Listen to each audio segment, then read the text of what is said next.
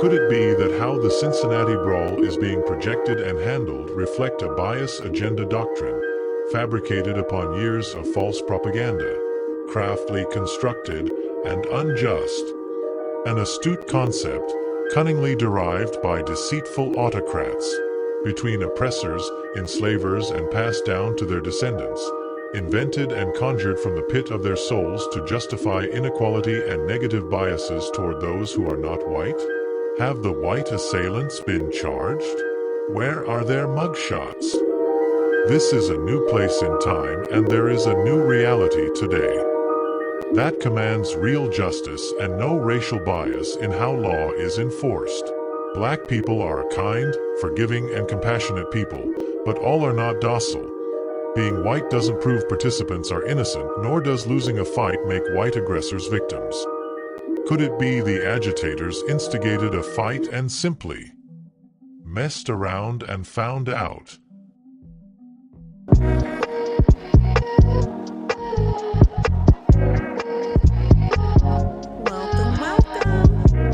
I am Dena, and you are tuned into another discussion with Dena.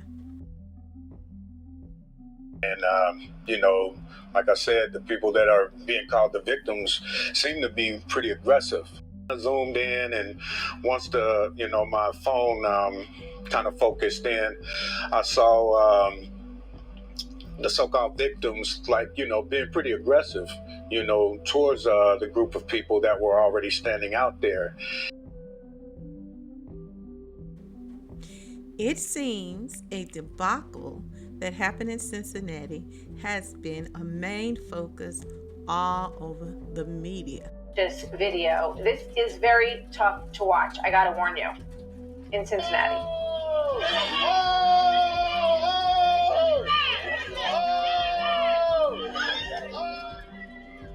This man was beaten in the street in Cincinnati over the weekend. The police say 5 suspects are facing charges. They're asking others to turn themselves in. Then a woman who tried to defend him also was punched and knocked out cold by a young man on the street. And as I said before, one person called 911 in this whole crowd. They're all too concerned about getting this whole thing on video so they can post it on their stupid phones.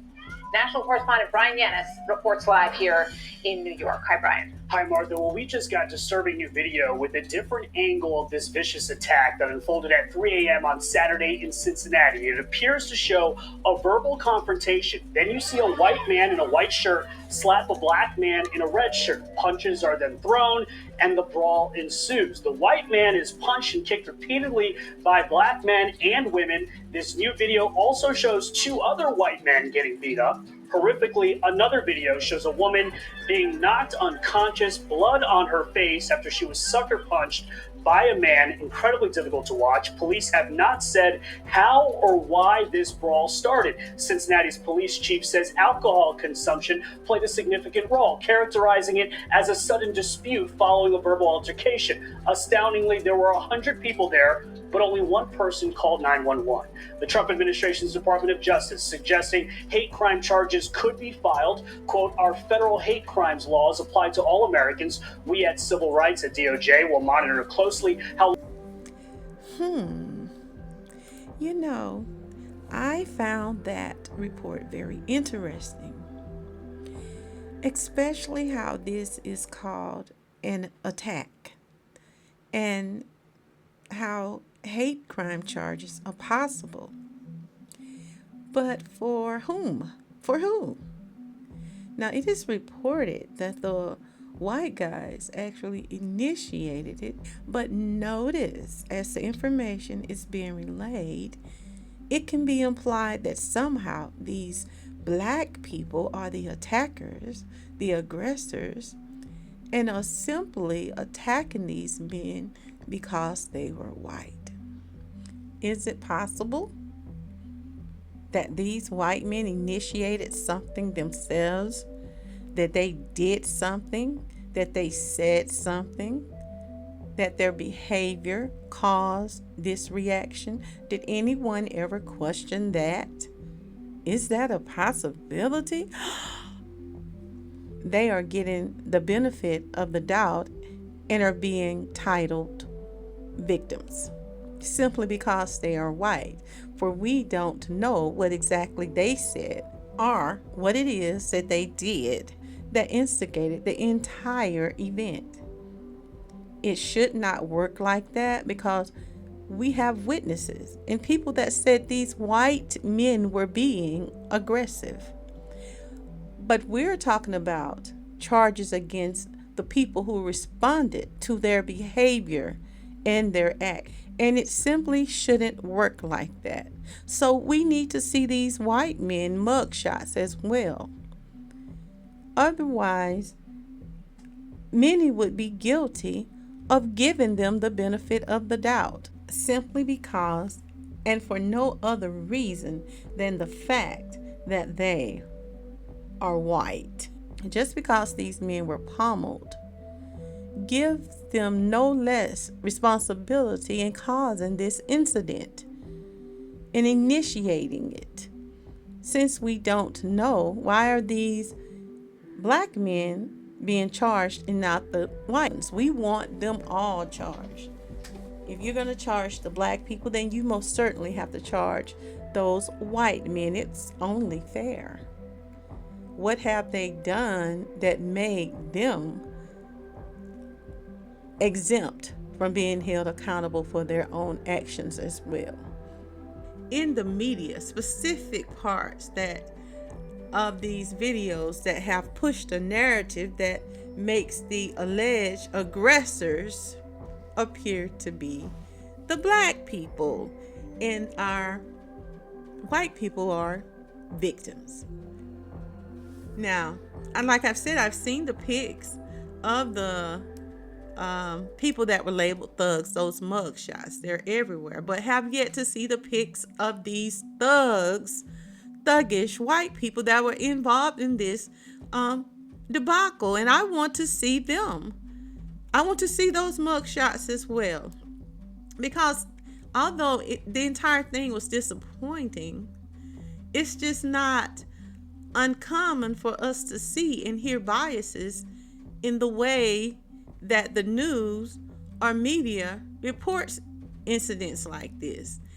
In fact, the way in which the whole clash was reported and presented to the public and the way the footage was shown, it just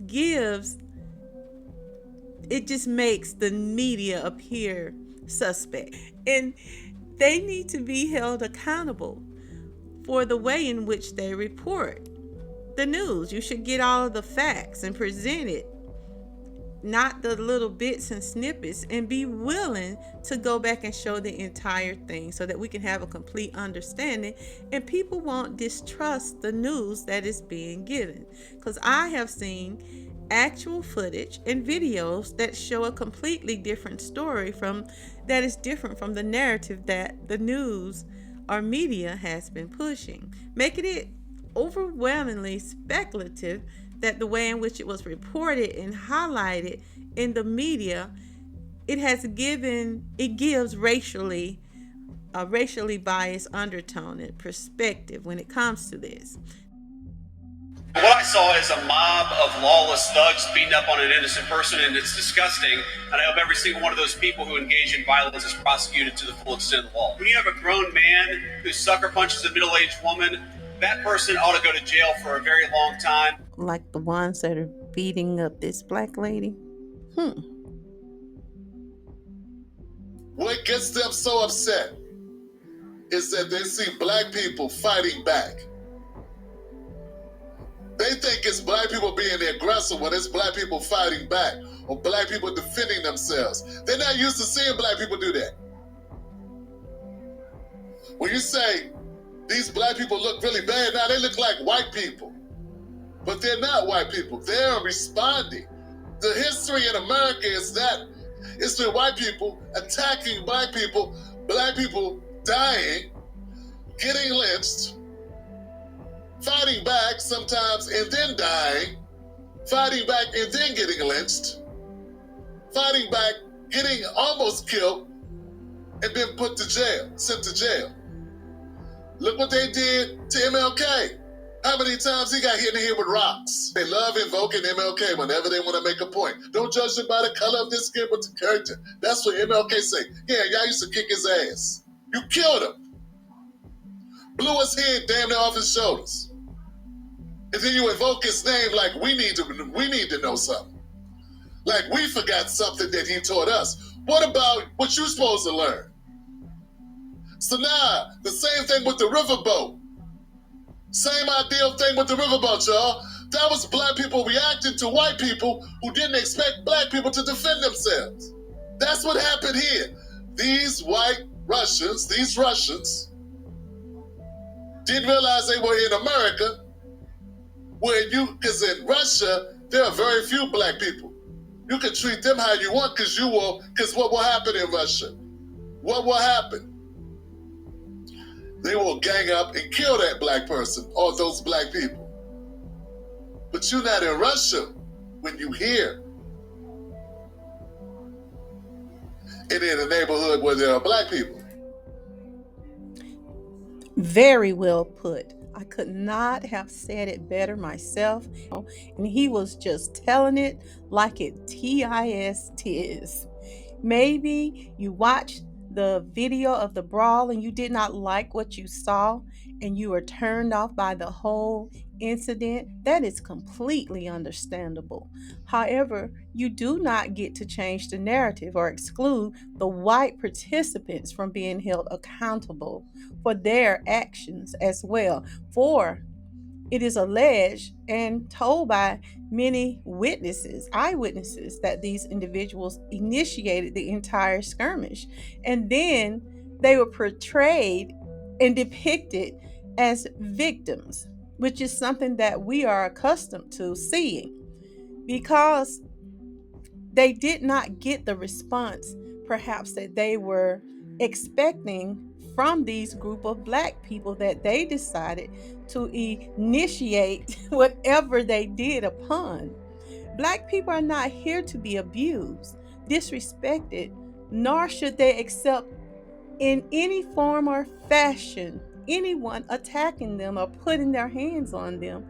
And how do you slap a grown man and not expect a response? You cannot tell them how to respond. And when it comes to defending themselves, why should, if it is a white person, that there should not be repercussions for their actions? You do not slap a grown man and expect no repercussions. It is just not human nature. And you being a Caucasian or white or whatever you call yourself, in any other race, you cannot determine how black people or a black person will respond to you accosting them.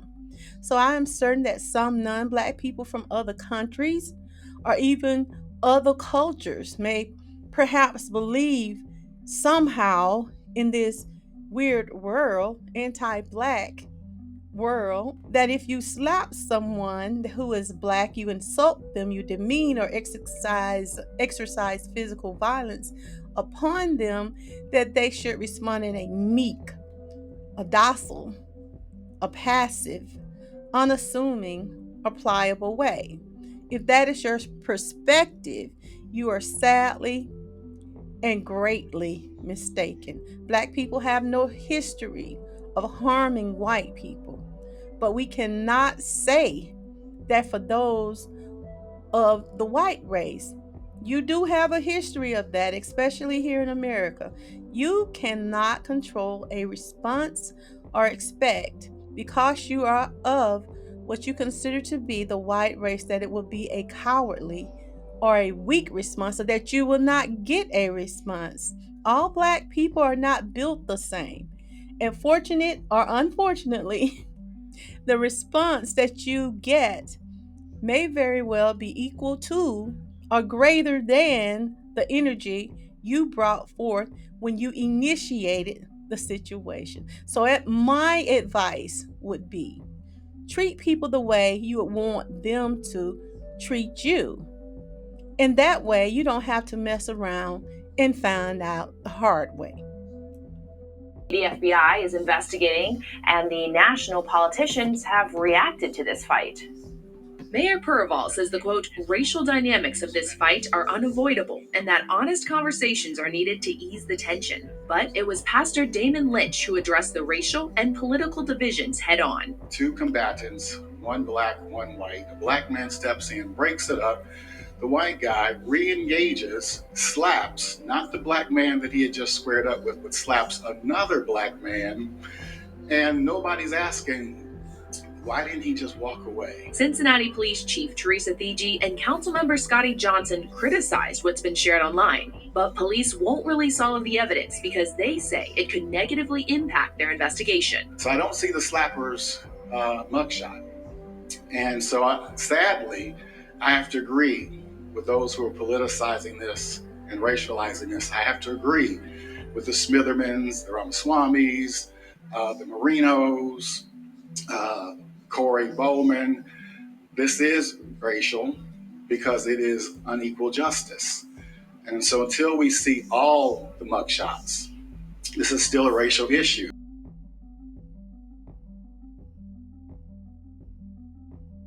The city wants to prove the national commentators wrong. Purval says when people go downtown, they're going to see a new bike patrol monitoring the Fountain Square district. The Civil Disturbance Response Team and SWAT will expand their footprint to include 4th Street. We are prioritizing visibility in our urban core in order to not just maintain safety, but also to make sure that people feel safe when they're going out. Thigi says she's asked for a committee to be created with the prosecutor's office and judges from all the Hamilton County courts to address what she calls a revolving door in the criminal justice system. Thigi says there are 6 victims from the attack, 5 male and 1 female. She also says there are now 6 suspects charged. That's up from 5. Purval says that he hasn't met with the victims, adding that he doesn't, quote, traditionally meet or speak to every victim of a violent crime in our city, and that's consistent with his approach. We have got to make great American cities safe again for families and children. If you want to take your wife or your children out for a meal, you shouldn't be worried about street violence. And the only way to destroy that street violence is to take the thugs who engage in that violence and throw their asses in prison. Y'all hold up for a minute. Let's talk about Cincinnati, Ohio.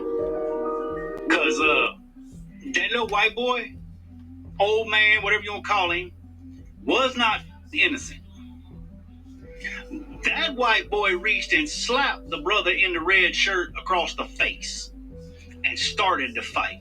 Now, they may have had words for 20, 30 minutes. I don't care. He reached and put hands on the black man first. And then he got his ass handed to him. As far as the lady getting hit, I'm sorry. I don't agree with that.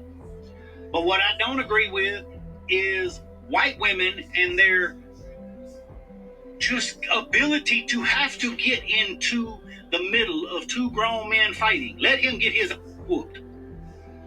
I don't care if you love me, whatever, just stay back. Just stay out of it. Because when they get hit, then it's a problem. Now that more information has come out, it's looking like the Cincinnati Brawl narrative we were fed by all the races is complete bullshit, of course. Let's get into it. So what we were told was that this was a fight where some black folks were chasing down and beating white people because they're white. That's what we've been told this whole time by these people. And now that more video evidence is coming out, it's very obvious that they cut the very beginning of the fight. A black man and a white man both step in, break it up. They de-escalated. And then the big white man walks up to the black man in the red shirt and smacks him right in the face. And then all hell breaks loose. And they've arrested 4 of the black folks. And let's see what the chief of police said when she was asked about why they haven't arrested the white man. Well, the man that Pastor Lynch was talking about who made the slap that you could see on some of the cameras on social media, will he be facing charges? We are actively investigating him. We take all violence very seriously. As I mentioned, I expect more charges and more arrests. They spoke to his counsel before they went down to see him, and the counsel said no. He did not want the police talking to his client, so therefore we have not had a conversation with him yet. You've already arrested 4 of the black folks that were in the fight, and you have video evidence of this white man walking up after it was de-escalated and smacking the black man in the red shirt right in the face, and that's when all hell breaks loose. And you want to talk to him, and you're being told no, and you're just like, well, that's all this. You have video evidence of him assaulting someone, and they're saying these people are Russians. So what happened to America First? I guess that goes out the window when it's black folks, right? All right, you guys, I guess this video needs a little bit more clarification because there are still people in the comments that are very confused. But here's the thing, you guys. It is all about transparency, right? It is all about transparency. The way that the news is circulating this material right now, the way that the police are talking about the incident that ended up taking place inside Cincinnati over the weekend, they are one side and one side only. They are strictly looking at this as a massive attack against this white couple. And here's the thing, as the video indicated, the white guy assaulted the black guy first.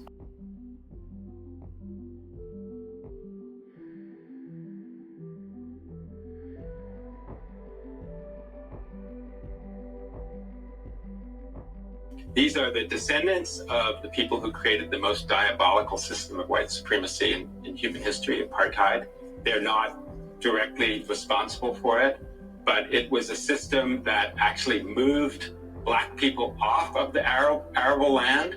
So they inherited the land that the black people had to give up. It was called forced removal, something called a Bantustan policy, where they moved black people out of the cities and farmlands into these remote areas of the non-arable land. I mean, it was just one of the most worst processes ever. But what has happened in this strange, bizarre world we're living in is that the Afrikaners have become the darling of these right-wing, white supremacist movements around the world. That it's like the lost cause for them. It's like the old Confederacy. They're held up as these white Christians who are being dispossessed of their land. It's like this is a modern replacement theory in a country where, by the way, white people make up 7% of the population and own 78% of the farmland. So it's actually, there's no injustice here. As you mentioned, it's taking places away from refugees who are really being crushed by authoritarian governments and military governments for these folks who have never had anything happen to them. I mean, Trump amazingly called it a genocide, one of the worst lies I've ever heard him say. There's just been a small handful of farmers that have been killed over the past 10 years. No land has actually been expropriated. So it's just a farce and a sham and a moral ugliness. Perhaps even it should have or could have been dealt with better by law enforcement. However, it's important to see it as it is and for what it is, including all that were involved. And I am referring to the white people that we conveniently don't see any mugshots of. They need to be held accountable for their actions. Furthermore, white people from other countries that come here need to have a thorough understanding that we here, black people, are not the same as some of the others you may find around the world. It is inappropriate to think that it is okay to harass black people, nor is it acceptable in any form or fashion for you to attack or think that you can attack them, abuse them, be disrespectful to them, or put your hands on black people and expect them not to respond in a way as to protect and to defend themselves against you. This is human nature. All black people will not retort in a meek, docile, or passive or unassuming, even pliable way to your antics, especially after being insulted. Keep your hands, your racial antics, your anti-black rhetoric to yourself, because your whiteness does not and will not excuse your behavior, nor will it protect you from what may happen as a result of being provoked. Whether it be an equal opposite example, One thing you can expect over here in America is some type of response. So, as to avoid the wrong or unexpected one, be sure to bring the best you and leave behind any anti black, white supremacist mindset, stereotypes, or behaviors. Because you just might find yourself finding out the hard way. I want to thank you for listening. Remember to subscribe if you have not already and leave your comment. Let me know what you think about this particular topic. And I want to invite you to join me next time for another discussion with Dena. Ta-ta! This concludes your daily discussions with Dena. Join us Monday through Friday at 12:30 p.m. Like, share, subscribe, and leave a comment.